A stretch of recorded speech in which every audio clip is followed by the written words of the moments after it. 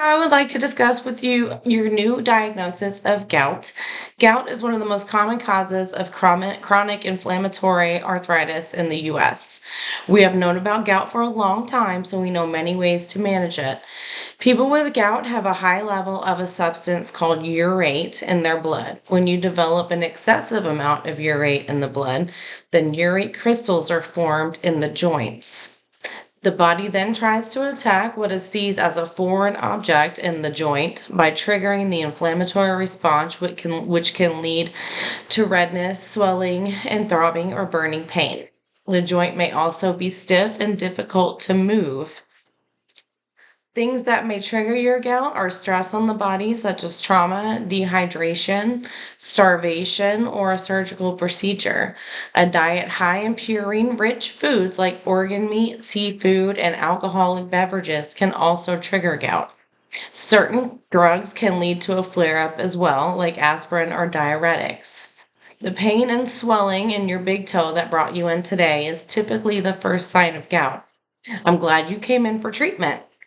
Gout flares are most common at night and early in the morning hours when cortisol levels are low. The inflammation might go beyond just the joint, swelling the entire finger or toe, which we call a sausage digit.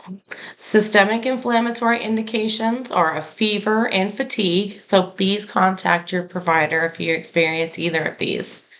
Chronic gout can involve multiple joints. Gout tophi can develop in and around joints, which are usually painless and appear like chalky nodules or lumps. These can develop in toes, fingers, wrists, elbows, or even your ears and knees. During acute flares, you will want to relieve the inflammation using NSAIDs, colchicine, or systemic glucocorticoids. Treatment should last 7 to 10 days to prevent rebound flare ups. NSAIDs are most effective if taken within the first 48 hours of your initial flare up. Early initiation of NSAIDs may lead to the resolution of the attack with just one dose.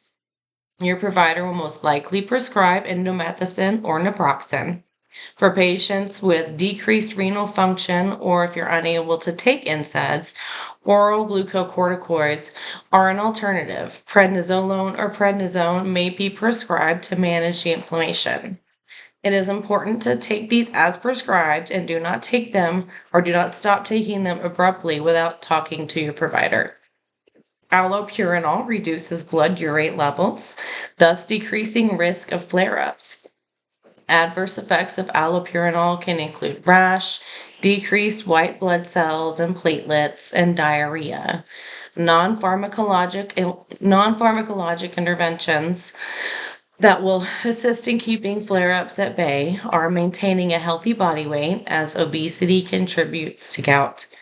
Change your diet to decrease organ meats, shellfish, and alcohol consumption, and avoid soft drinks with high fructose corn syrup.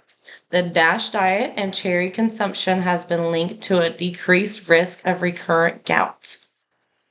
Can you tell me what you should call your provider regarding if these things happen? Good. Fever or fatigue. Any inflammation, just let us know. Any other questions that you have? Okay. Well, thank you so much, and let us know if you need anything else. We will talk to you later. Thank you.